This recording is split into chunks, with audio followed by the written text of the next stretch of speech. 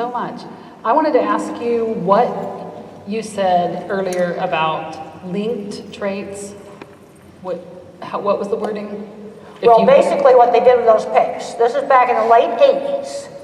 See, one advantage to having been around for a long time, so watched a lot of changes. So back in the late 80s, they bred a pig for 3 traits.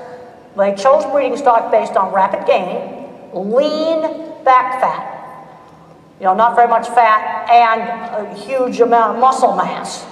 And they accidentally bred an aggressive, hyperexcitable pig. Okay. I think taking the fat out had something to do with the hyperexcitable. I really don't know, but they bred for those 3 traits. And they got into a real mess.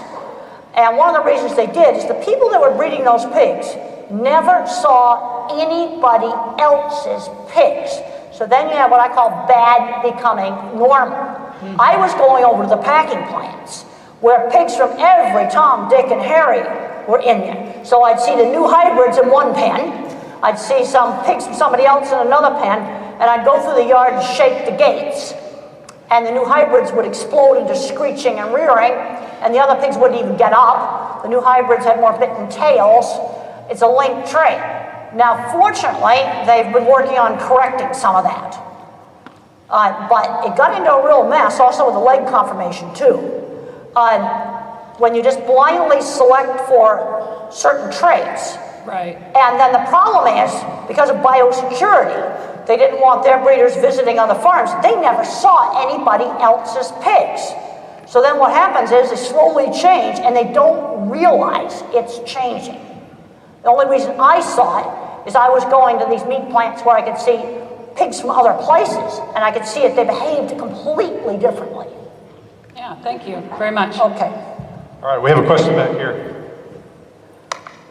Thank you so much for that talk.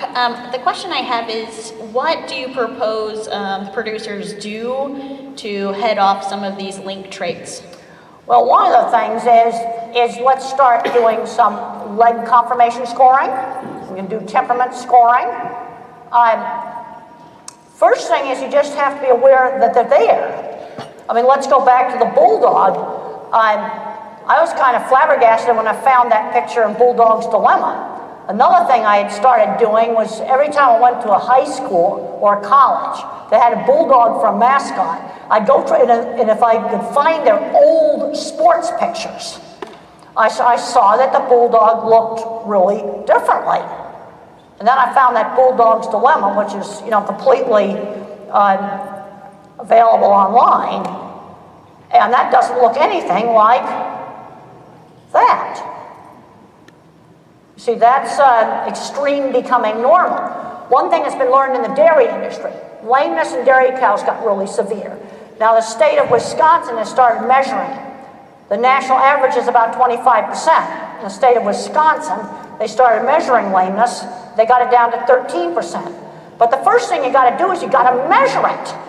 Because 3 different studies have shown that if you go out on a dairy where you've never measured lameness there and you just ask the dairyman, what percentage of your cows are lame, they'll underestimate by half.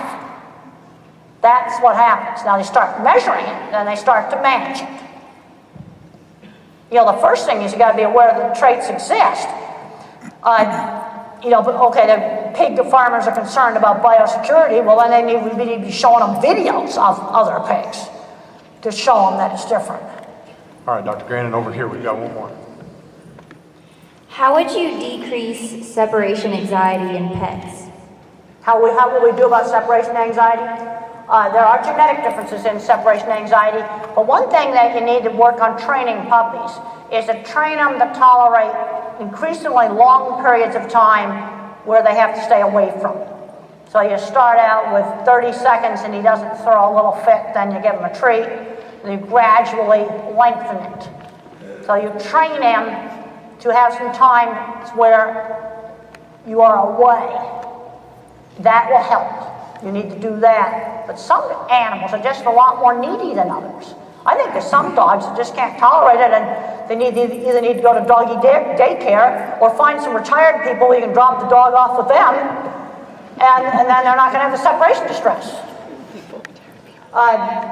you know, as I said, when I was a child, all the dogs ran free, and we had a golden retriever, and he ran free.